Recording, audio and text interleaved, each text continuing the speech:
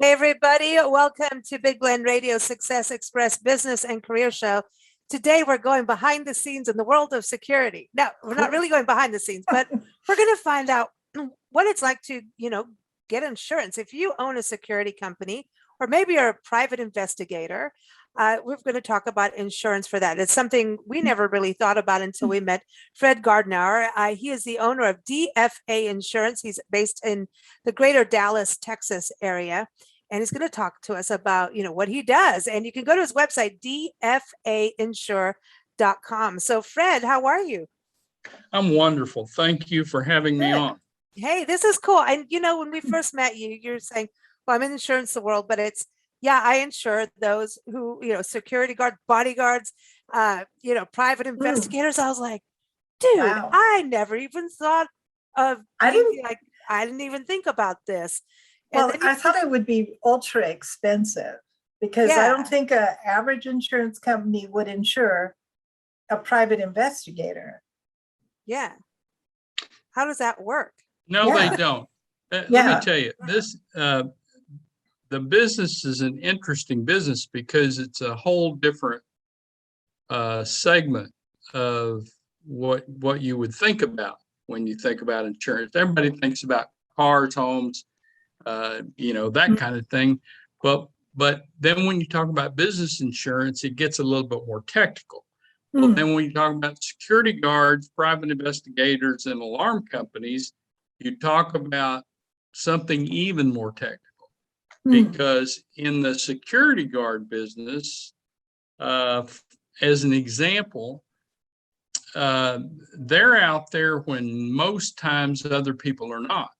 So you think that you don't pay much attention when you leave your office that there's some guy standing behind a desk with a gun waiting for something not to happen or hoping something won't happen. But if it does, he is prepared. And that's what security guard companies do. And so when you look at insurance for security guard companies, you have to take in consideration several things. And one of those things is what they're going to guard. Because not all projects are alike. For instance, a guard that is behind a desk at a office building at midnight is less likely to run across a problem than a security guard that is patrolling an industrial office complex or an industrial business and he's shaking doors. Well, all of a sudden he finds a door that's ajar. And then he has to go in and he has to check to make sure that nobody has entered the premises that they didn't know about. And if they do, then his job is not to confront, but to actually call the police, let the police handle it. If he can. A lot of times he can, sometimes not so much.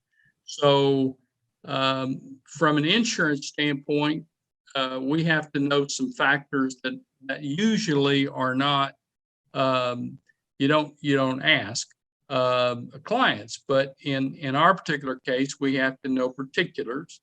How much experience does this guard have? Is he armed? Is he unarmed? Do you have a 22-year-old with a gun on a post at a bank, which is a bad idea? No, I don't like that one. Yeah, you don't want that. I don't like that. Yeah, you want a guy that's in their late 50s at a bank because they've seen a lot more than a 22-year-old, obviously. And and no offense to any 22-year-olds out there, but they have a tendency to react first and think later. And that's always a bad idea for security guard. So there's several elements that we get involved in. And then there's those things that people don't quite think of. It winds up being You don't think about, and I'll tell you a quick story. Oh, good. You don't think about, you don't think I know about about your security guard. stories. Yeah, you don't think about the security guard that is sitting at a hospital front desk and the hospital's virtually closed for the night. And he's sitting there and he's really bored. And so he is an amateur hacker. And so he has his laptop with him. And so he hacks into the systems at the hospital that turn off and on the oxygen, turn off and on the air conditioning, turn off and on the heaters, that whole thing. And so when he Oh my leaves the God. premises, he takes his laptop with him and he sits at his apartment and he is turning on and off all these various things that hospitals need to operate. Well, that sounded initially like it wouldn't be a big deal until he started cutting the oxygen off to the operating rooms. No. And of course the hospital's freaking out. They hired an expert to come in and they went through their whole system with a fine-tooth comb to try to figure out why their system was shutting on and off and all that. Turns out they finally figured out they got hacked. They called the FBI. This guard actually was sitting at the desk when the FBI raided it, and they confiscated his laptop and found out that he had total control over the entire system. And he wasn't doing it with malice. He was just doing it because he was bored. Now, this particular security guard wound up doing 7 years in the federal pen because they tagged him as a terrorist. And if he'd been in an office building, it probably wouldn't have been that way. But because he was in a hospital and people could have died, he decided that, or they decided that this was a terrorism act, and they were trying to make an example. This was in the early days of hackers. So they were trying to make an example of someone, and they did. So it's those kinds of calls that I get that just kind of make the hair on the back of my neck stand up, because I don't know that anybody saw something like that coming. Now, today, this is some 10 years later, we're kind of prepared when you hear the name hacker. And so now they sell a policy out there called cyber liability. And basically that's a liability policy for a security guard firm that can cover the security guard firm against this type of problem. So against their own employee. So you're protected of your own employee. Yes. That your employee did something that he shouldn't have done that had to do with computers. And so this steps in and helps litigate this particular issue, so that security guard's not on the hook. Because these things can run into the $100,000 million mark, depending on what the situation was. So that's something that nobody saw coming. And I will tell you this, and this is a little known secret that's not much of a secret, but most insurance companies get surprised, just like you and I do. They think they've written their policy that covers everything that it should cover, but they don't. Ask Farmers Insurance, who years ago never ever thought that mold was ever going to be an issue. Well, guess what? Some $16 billion later, Farmers has an exclusion in their policy for mold, unless you want to buy that exclusion back at a cost. But nobody ever thought of that prior to somebody filing a mold claim against their insurance carrier. And then everybody rushed out and started adding an endorsement to their policy. Wow. The other thing that came up was more recent, and that was COVID-19. Companies did not think that employees coming down with COVID would be an employee liability, would be in a workers' comp claim. But one person in a company caught COVID because they were at a shelter, guarding a shelter, and didn't wear a mask because it was back at early days. They caught COVID. They died. They tracked it back and said that's the only place this guy could have caught it. And so some couple $100,000 later, the insurance company paid off for the guy's death. And now almost all companies have a exclusion in their policy for communicable disease, which is something that nobody ever heard of before. So these things get added after the fact, but it's the first guy in the loop, so to speak, that catches the brunt of it. And so this is an interesting business, but if you're in the security guard, private investigator, alarm business, there are more ways that you can wind up with claims than what you think there are. So you have to make sure that two things happen. One is you consult an expert. We've been doing this about 40 years. And I will tell you, in 40 years, you would think I've seen it all, but no, I've seen some. And yes, we can be prepared for most of it, but there'll be something come around the corner, I'm sure, in the near future that nobody ever saw it coming. So this is how these insurance policies actually get written, as a way of just weird stuff happening all the time. And yes. And then it's like, well, we better have protection on this because it's more cost effective to have the protection than the millions or the person or people writing the policy. There's absolutely no way they can think of everything that might happen. No, they can't, because most lawyers are the ones that write the policy. Okay. And lawyers, and no offense to any lawyers out there, but most lawyers think they know everything, but they don't. Insert lawyer joke. Yeah.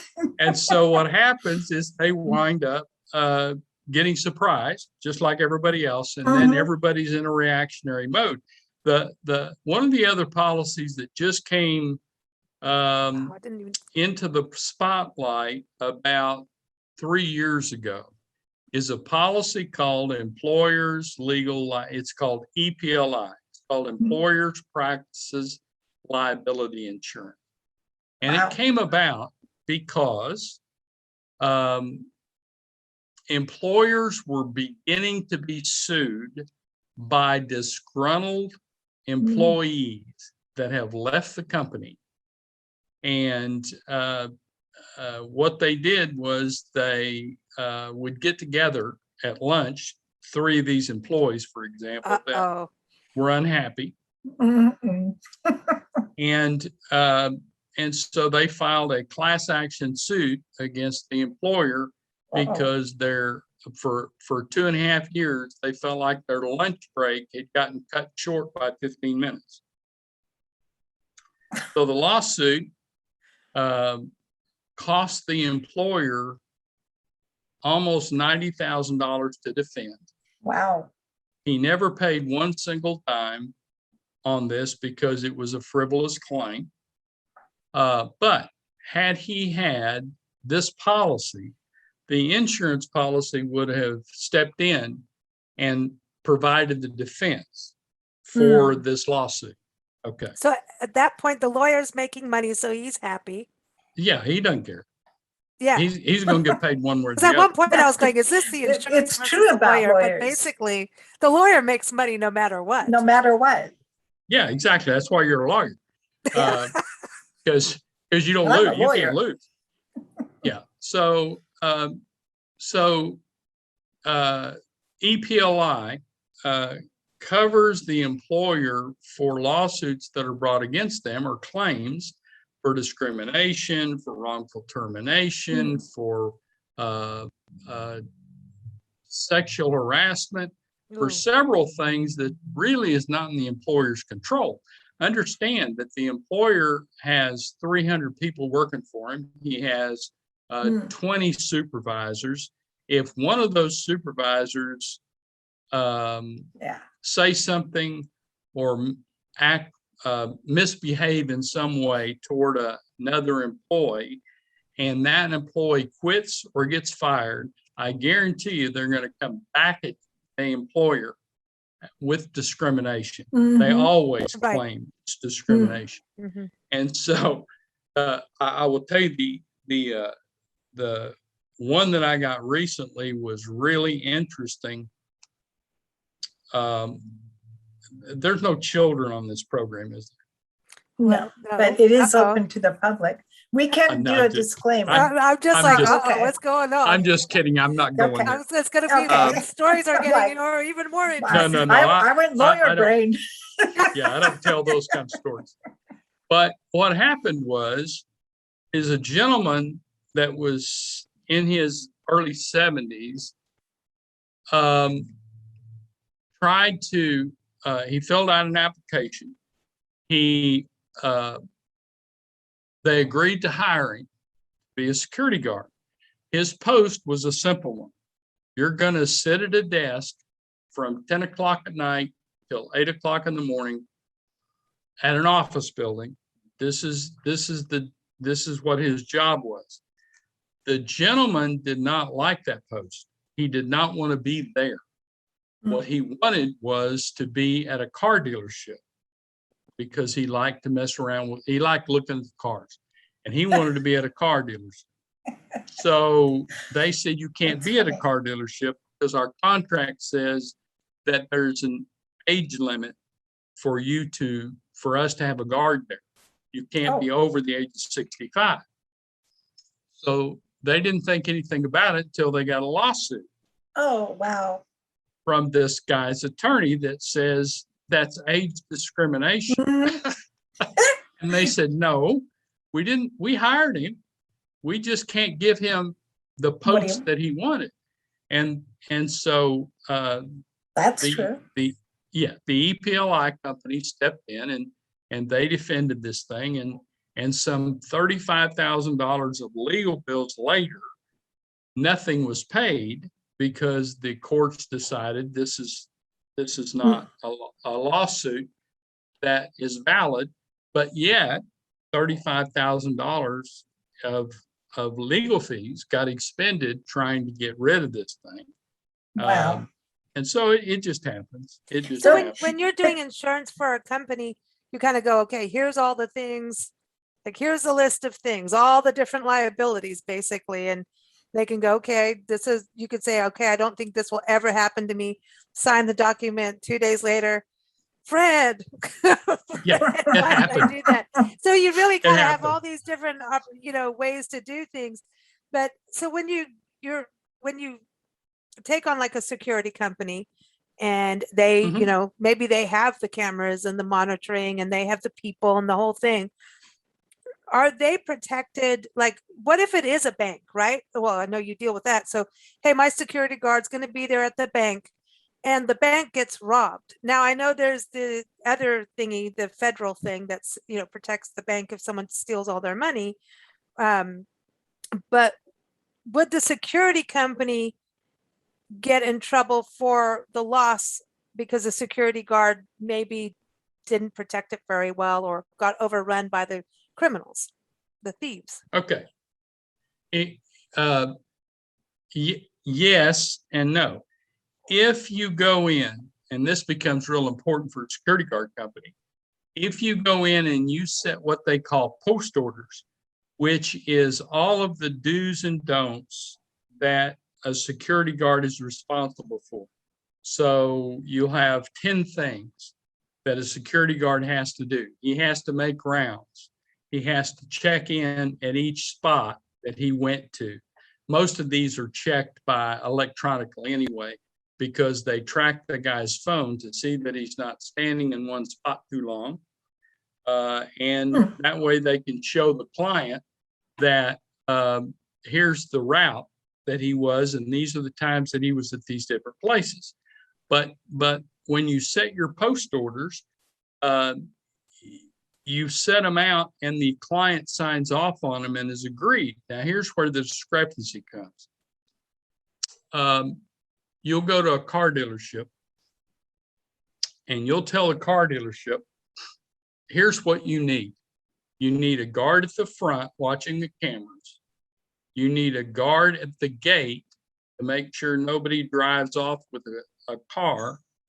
And you need a guard that's walking the perimeter to make sure that nobody's cut through the fence in the back.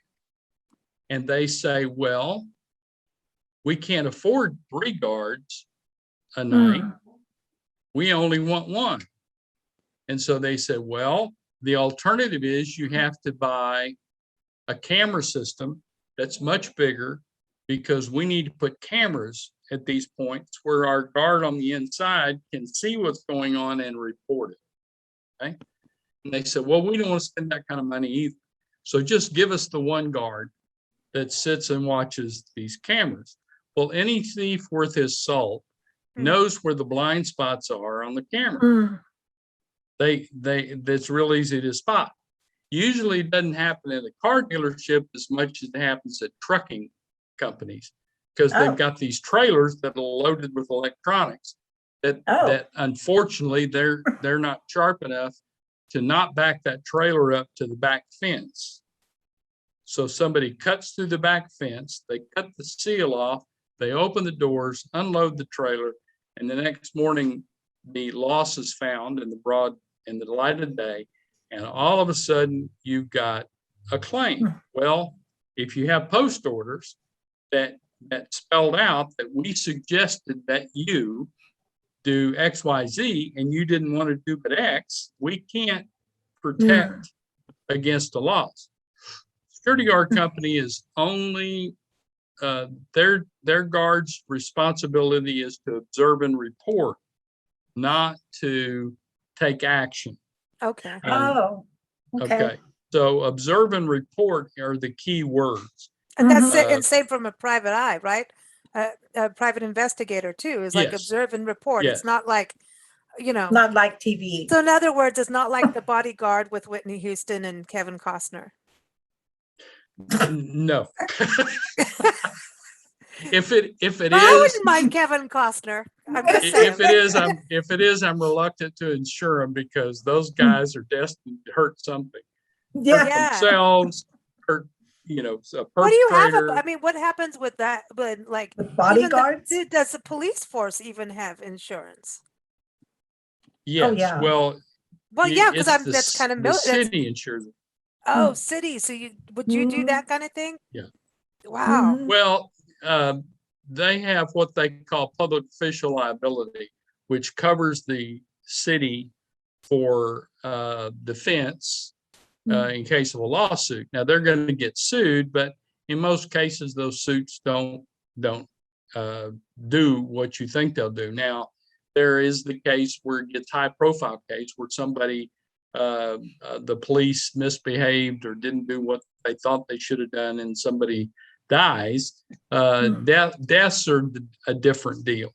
But security guards have deaths too. We have guards that occasionally will confront somebody.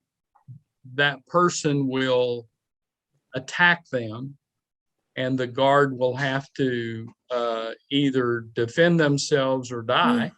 And so they're allowed to react under a self-defense issue. And then most times the security guard company is going to wind up getting some type of lawsuit from an attorney or an estate. And then you have to deal with that. But that's not the norm. The norm is, I would say that's maybe less than 6% of the total number of guards that get involved in those type situations. What about bouncers? Bouncers in a bar or a nightclub. What about them? Because that's kind of a different security. Well, whole different That's issue. different. This is what I tell my guard company. They ask that question because bars and nightclubs are always looking for a security guard company. Yeah. First off, the insurance to insure a guard company in a bar is That's gonna be expensive. 1, 2, 3, 4. It's at least 5 times the normal premium for that. Okay? Yeah. So if a guard company was going to pay $4,000 a year for their premium, they're going to pay $25,000 for the premium. Yeah, because. And here's why. A guard has a gun. A fight breaks out between 2 cousins. And now, by the way, any story I tell you here is not made up. These are things that have actually happened. This is why we brought you on the show. Yeah. 40 years of experience of this. Including the bizarre. Including the bizarre. But anyway, so one of the managers hollers out to the security guard that's in the parking lot, we have a fight. And so these 2 guys, one has a knife, the other is unarmed. The guard rushes in and confronts the guy with the knife. In the meantime, the other guy grabs the guard's gun and starts shooting not only the guy with the knife, but everybody that he can aim the gun at. So essentially, your security guard brought a gun to a knife fight. Yeah. And so you have created a giant mess by getting involved in something that you shouldn't have been involved in. And so that's a difficult thing to teach, is not to react just because somebody asked you to run in and get involved in it. That's not your job, not as a security guard company. So I'll tell you a funny one. I had a security guard one time that was bored. He and his partner were guarding a motel, like a Motel 6 that has the long hallways. Oh yeah. And so they decided they wanted to have a quick draw contest in this hall. Oh no. And so they did the what was the age? What was the age?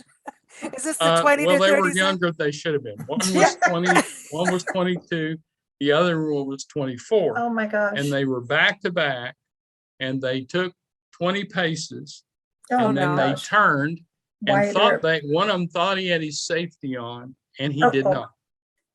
And so he fired, and the shot went through the wall, through a headboard of somebody that was sleeping. Oh no. Fortunately, there was no deaths, but the motel got sued, the security guard company got sued. Everyone's getting it. Everybody's getting sued. The other instance happened one night when a security guard who was overzealous wanted to see how long it would take the fire department to get to the fire. Oh no. Yeah. So he put a trash can, lit it, pulled the fire alarm. The trash can was too close to the wall. It went up the wall, started a fire in the wing of this motel. They had to evacuate. But he was standing at, he was initially praised because he was getting everybody out. And so he was going to get a humanitarian award till they figured out he's the one that started the fire. Oh my gosh. And then under questioning figured out that he did this because he wanted to see how quick the fire department would actually get to the fire. So what kind of qualifications, Yeah, really. and what kind of training are we talking about when we're talking about security guards? Is there like a national thing where they all have to go and do the same kind of training, or are they all trained differently? There's a whole bunch of questions at one time. Okay, there is no national program. Okay. There are training schools. Okay. If you're going to carry a weapon, then they go to a training school to not only teach them how to be a security guard, but they also teach them to get them licensed to carry, and give them some do's and don'ts on carrying a weapon. But there's a lot now. There's a lot of ex-military, ex-police. So there's, I would say there's probably 60% of your security guards out there now are ex something. So their training has already really been established, and they know what they're doing. But you've got that 40% out there that just thought it would be really cool to strap on a gun and walk around a property. Security guards are not what you picture they would be. Security guards are not your old guy that is sleeping behind Not the Barney desk Fife. at night. Barney Fife. Not He Barney was Fife. not a security guard. He was a policeman. Okay. Well, that's true. That's true. But they are not that way at all. Security guard business has upgraded itself over the years, and so have private investigators. They've upgraded their image. They've upgraded their ability to perform and actually work hand in hand with most police departments. Right. Most police, in fact, you have the ability to get protected by a security guard company quicker and a lot more efficiently than you can call 911 and have the police, because police is shorthanded. Right. So you're much better off in the security guard company that has a good reputation to protect you and your property than you are trying to rely on the police to deal with the issue. Good security company will teach their guards to protect and observe and call for help, not to step in and get involved in the confrontation. Well, doesn't it also help the property? I mean, when you think about a business like a motel, right? And, we spend a lot of time in hotels and things like that. And, if you have, as a guest, if I see a security company, and you never know, you can sit there and do your hotels, bookings, whatever.coms. Until you get there, you don't know. Unless you're staying at a bed and breakfast or a resort, it's different. We were at one not long ago, and we actually had some really interesting incidences over, especially traveling the way it is. They were doing some kind of, and this was not a slummy hotel, but it sure looked like one by the time we got there. When we arrived, they were doing some kind of training. I don't even want to get into it all, but it, like, you worried about your car. And so they had the security guy patrolling, and I stopped him. I said, because I kind of figured, I'm going to make my mark here. Don't you touch our car. I will kill you and eat your feet. That's our saying, right? You can't get to heaven without your feet. So they're all, let's help you take your luggage up. Everybody that's there for this training, none of them have had jobs. This is, this is one of those places where if you let anybody have an inch of an opportunity, something's getting stolen. This is where it was. And I'm not being rude. This was I know when to be ultra aware. So I just looked at him and said, well, I'm right in front of the hotel. There's a light right there. Is this the best place to park the car for the ultimate security? And he looked at me and he goes, yes, and good luck with that. But yes, you want to stay there. It was my way of going, I knew he was coming on shift. Watch my car, please. Like, you know what I mean? It was like, I'm like, hello. It stuck out like a sore thumb. And, we've been driving our car for hundreds of thousands of miles, and it was doing good. And he did. And the car was fine and everything was fine. But, we've seen so many motels and hotels really having to up their ante right now And just there's a homeless situation in our country. Oh, And sure. I'm not saying the Big people who are time. homeless are bad or mean. There's a situation. And so, like I Well- said, if opportunity arises, it arises. And so Well, these hotels, desperation.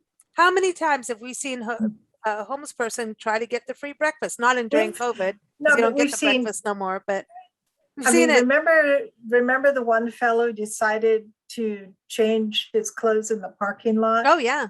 And And we then- called the hotel security because I'm like, by the way, you have a naked man in the parking lot. He's not You might- naked, he's naked. He's naked.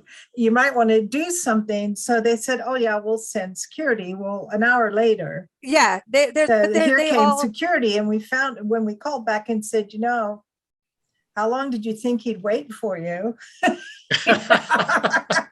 And seriously, we found out that there were like 5 or 6 hotels who hired the one company. So the security, I think there were 2 guys in a car, had to travel 5, 6 hotels in rotation and keep doing the rounds. And so when they're at Hotel A, Hotel Z was, in trouble, maybe, you don't know, depending on what happens. So I'm like, well, that's almost like not having security, because if you're anybody with a brain and you mean to do something that you shouldn't do, and there's security, you're going to watch how often they come around. criminals watch.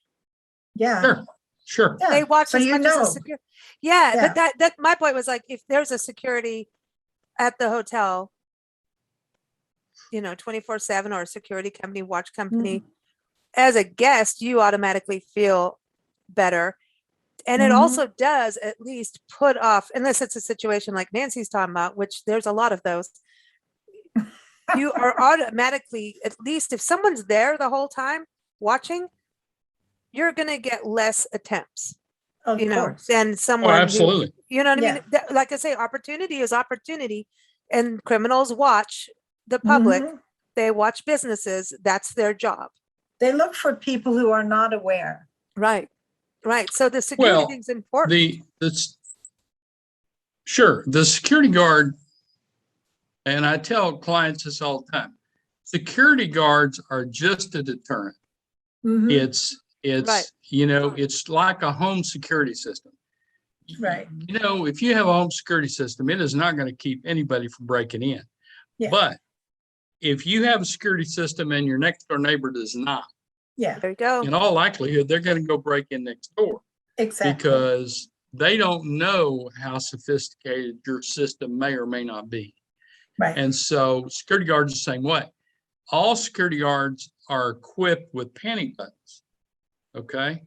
So they have the ability to hit a panic button and call 911 if they think somebody's life's in danger. Hmm. Hmm. And so electronically, most good security companies are set up so that the security guard doesn't have to respond. All he has to do is observe and report. Hmm. And that's what you want. Mhm. Because they're equipped to do a lot, but Mm. they don't have powers of arrest. They only have the ability to tell somebody else who does have the ability to have powers of arrest. So your naked man in the parking lot, although I'm sure at some point it was either cold or humorous. I'm sure you It didn't was take any Florida. pictures. Oh, well, I'm sure you didn't take any pictures, but No. in that particular instance, if he were breaking into a car, Yeah. okay, he would have been broken in, got the stuff long gone, Mhm. and That's what And we he- thought was the next thing, actually. Yeah. Even though he was naked, we don't know if that was the car. Well, was he his did have car. his own car. Well, we don't know if it's his car, right? You don't know, because he Well, had a he big put his furry teddy. clothes in He it. had a big teddy bear, a giant teddy bear, I naked know, man with a giant teddy bear in a car. I don't know. How- I can't how make hard? that up. I didn't make that What up. a description. I got a naked man with With a a teddy giant bear. teddy bear in a car. Yeah, Yes. Try It was phoning the Can't be that police. hard with- to find. it was Not really, Florida. but try phoning the police with that. Yeah. Well, I think they've, but I hear what you're saying about that, about, them having a, almost like a direct line to the policeman, because the police Yeah. have their beat, they have theirs. There's that communication, like, the band, the end of the night bar knows the chef down the street that goes there after his shift. It's that same Sure. family. Yeah. Sure. I want to touch on private investigators, because that's something, it's like, you don't even think about it until you need one, when the husband wants to check on what the wife's doing, or vice versa, or even in a business situation. But there's so many reasons to hire a private investigator. And I want to do it just for fun. I don't know what I'm going to investigate, but it just sounds like, cool, I got a private investigator on the case. Come on. Investigate your mother. She's easy to find. Oh yeah, right. I know. But it's so different. How do you know I'm your mother? But is it the same thing for a PI, because he's private, it's his own thing? Is it the same kind of insurance as with a security company?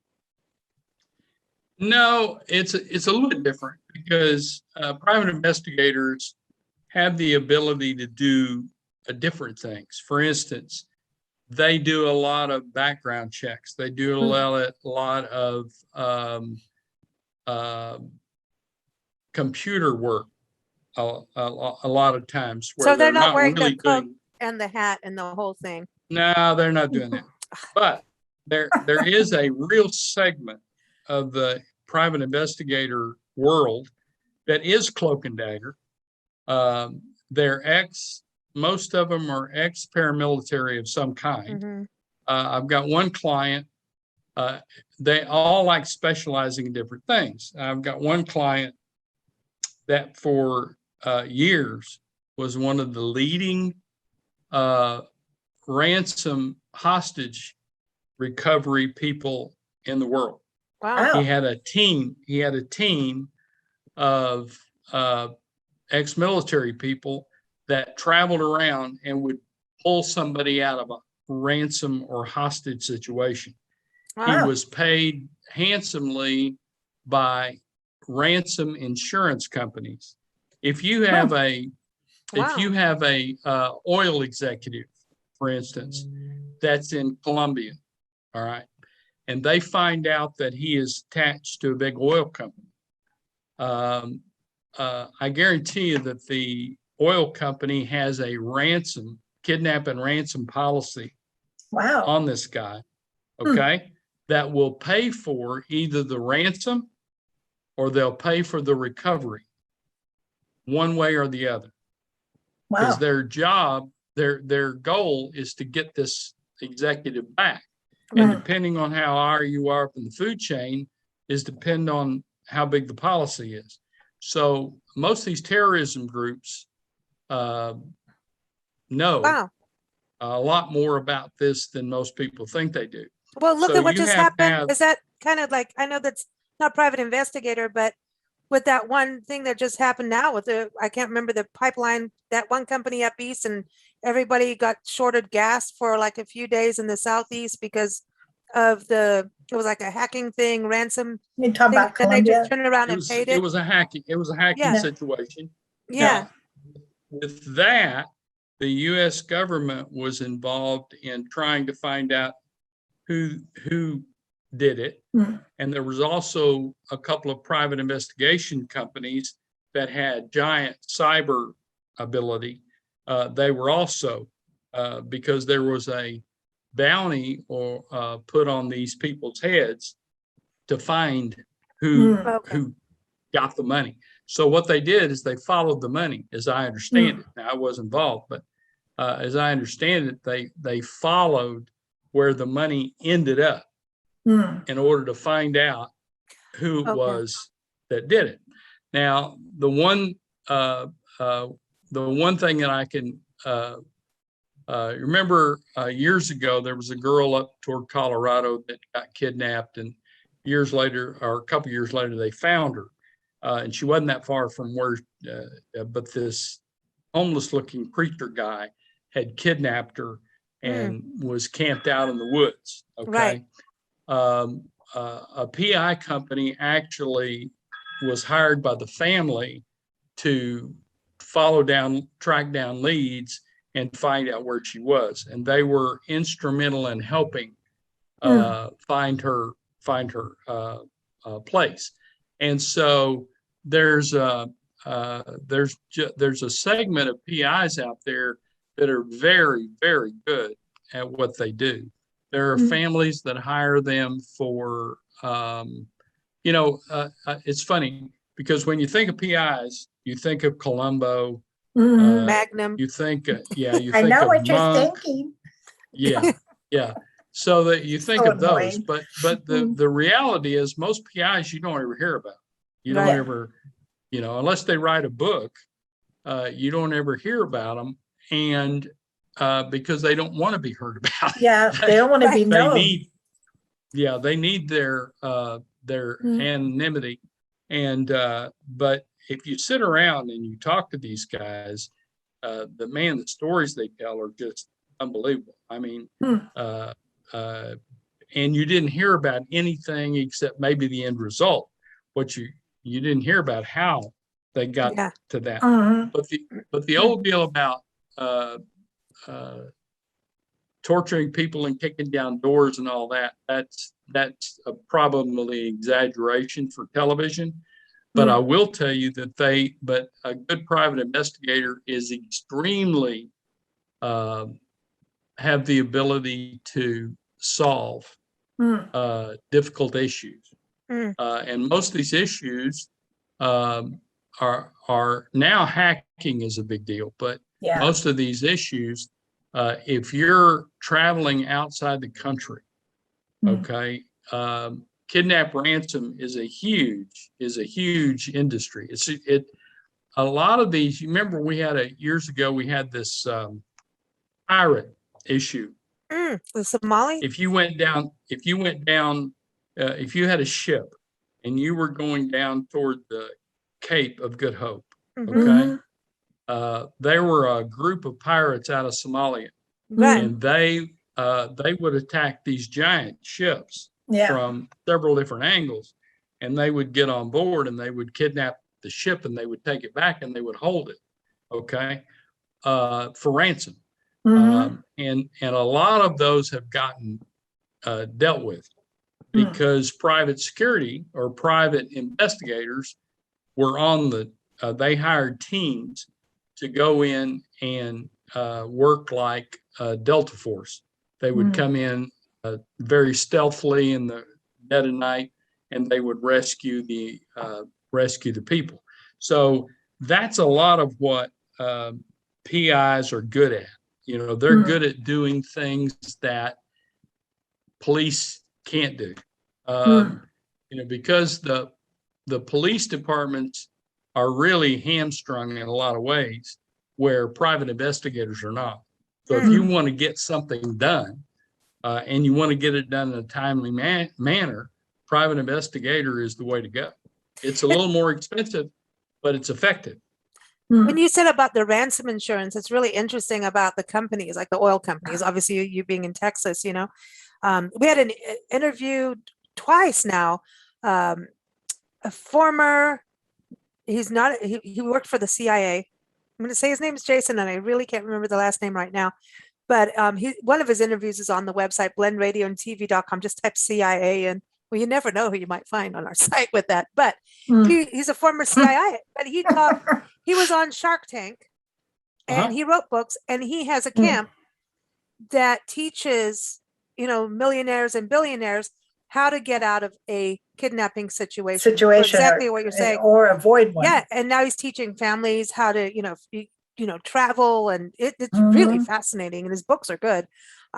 But that whole ransom part, and it really does happen, but I didn't know there was insurance. So when an executive goes and joins a company, right, an oil company and whatever thing they're doing, is that something to ask, like to make sure that the company has a ransom insurance so that yours what I mean? So that they're invested in you. You want to ask two questions. You want to know if they have a kidnap ransom strategy. Okay. All insurance does fund a way to make that strategy viable. But a lot of the companies may think it's too expensive, and they can hire a private investigation company on a retainer basis that will take care of the problem cheaper than kidnap and ransom insurance, because as you can well expect, it's gotten more and more expensive over the course of time. Years ago, you probably remember, you may not, sweetie, you're a little young, but your mom and I do. There was a oil family named Getty, all right? And his grandson, J. Paul Getty's grandson, got kidnapped, and they cut off his grandson's ear and mailed it to them with the ransom note. And his family expected that J. Paul would step up and just pay it. And he said, absolutely not. I won't do it. He refused to pay because he said, if I do, then everybody in my family now has a target on their back. Right. Okay. And he would not allow anybody in the family to pay that ransom or pay a ransom. And I don't know that I disagree with it. It's harsh. It's harsh, but I can tell you that somewhere in the background, there was probably somebody that could rescue that kid. Yeah. Giving him advice. You've heard the old saying, proof of life. Well, that's the first thing they want to ask for. They want proof that this person's still alive and well. Most investigators that deal in this subject know what the best way to negotiate these things are, and paying is not necessarily the answer. All that does is create you more problems, because if you give them the $1 million they're asking for and you do it too quickly, then guess what? They want more. If you've got $1 million and you can get it that quick, so let's just hold out for another 2. But like these hackers and these cyber, hackers, to me, that's what they're trying to do. Everyone's just like, okay, here's, pay the money, and then they're going to do it again. That's our first instincts. They're just going to keep coming back. So do you see this being as like one of the bigger new things as insurance is like all the hacking, the ransom money from hacking? I mean, no matter what your business is. What I think is going to happen is you're going to have, for lack of a better term, you're going to have private or companies, not necessarily private investigation companies, but you're going to have companies that are going to start employing super hackers, guys that can penetrate the hacker system. All hackers, and now I don't know a lot about computers, but I can tell you that every computer person I've ever talked to talks about backdoors. They always have a backdoor. They have a way that they can get in that they think nobody else knows about. Okay. And that's their safety net to allow them to manipulate different things. Well, I anticipate that will be the next big thing, that they will start developing a system that will be able to pinpoint exactly where these people are. Now, people that are watching, you can forget about what you're watching on CSI and all that stuff. Somebody's got a vivid imagination. There is not that software where we can. Yes, we can ping your phone. Yes, we know where you are. But hackers are sophisticated enough where it's hard to track their whereabouts.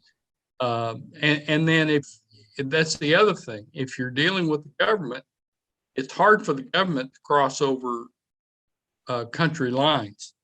So if you've got a hacker in Russia that has done this, okay, and the money is headed back that way, well, a private investigation firm, that deals in this can go ahead and go to Russia, and they can stop this process before it gets started, so to speak. And so hopefully, but the end of the day,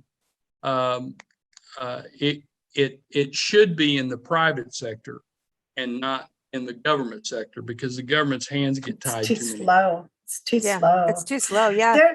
There are things people can do that, I mean, I personally check our bank accounts 3, 4, 5 times a day. I just do. She's It's hoping they something- grow. No, I've always done it. I Add just some because, fertilizer, Nancy. and then add some when I fertilizer. always approach the car from the back, I want to see not from the front. I want. Yep.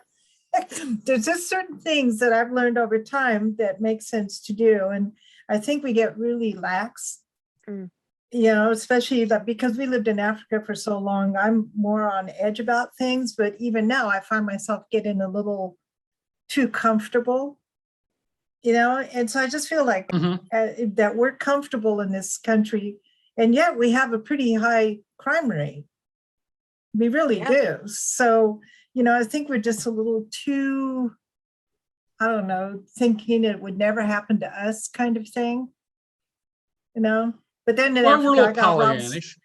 Yeah, in Africa, we got robbed so many times that it was like, oh, what, that again? And you just didn't have anything valuable. Like, it's like I didn't buy anything worth anything because it was a given that it was going to go bye-bye one day. You know? So here now, you know, it's like we have a lot of stuff. People have stuff, you know, and if you want to protect it, besides insurance, you need to just kind of be a little more aware. Like, who is that strange guy walking down the street that's done this for like the last 3 days? Might want to find out. Sure. Get a security guard or a PI. I want to ask, does your insurance cover just Texas? I mean, I know that's kind of a small place. No, we're all over. No, we're all over the United States. We insure all the way from California to New York. Oh, wow. We have clients that. Okay. Yeah. So all over across the country, and then you look at different, you're like the broker part, right? So you can choose what's the best plan we deal with all of the available companies that write that type of coverage. So we don't play favorites. You know, our slogan is we give you the broadest possible coverage at the cheapest price. Because we don't really care. What we try to do is match up what the security or the private investigator is doing with the company that likes what he's doing. As an example, if you tell me that you want to do bail bond recovery work, okay, there are only about 3 companies in the entire United States that will even touch bond recovery. Because bail bond recovery guys have a tendency to ignore a lot of the standard laws that are out there. They don't mind kicking down a door.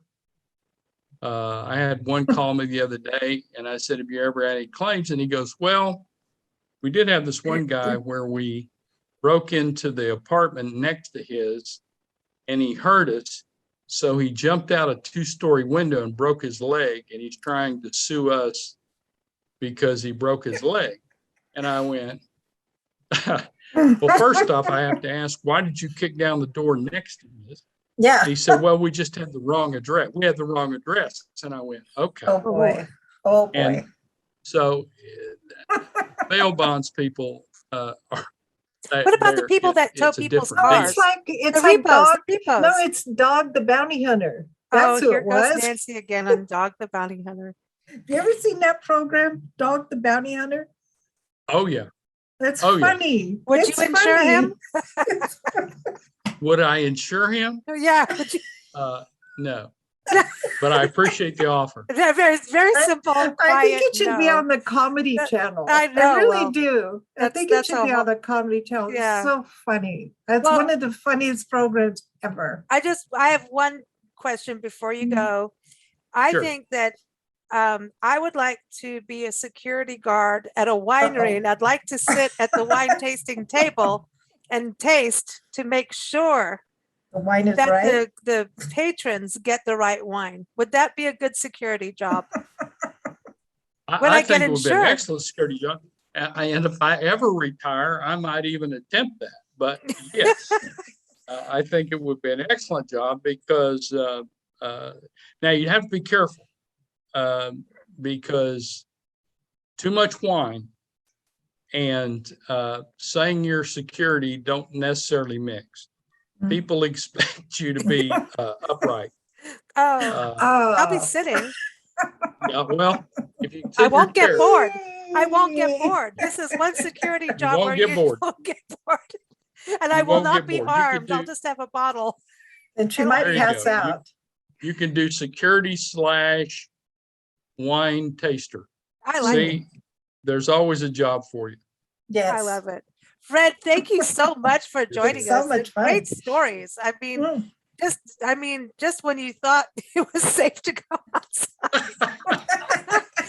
Everybody again on Fred's website is dfainsure.com. Please keep up with him. Call him for a great story, but call him to find out. So it's security companies, privatized cities, obviously too. Anybody that's got to do with Alarm companies, yeah. alarm companies, all of that. Keep up with Fred. But thank you so much for joining us. Everyone, keep up with us at bigblendradio.com. We are Monday through Friday. And sign up for our newsletter. You'll get our digital magazines in your email box. Thanks so much, Fred.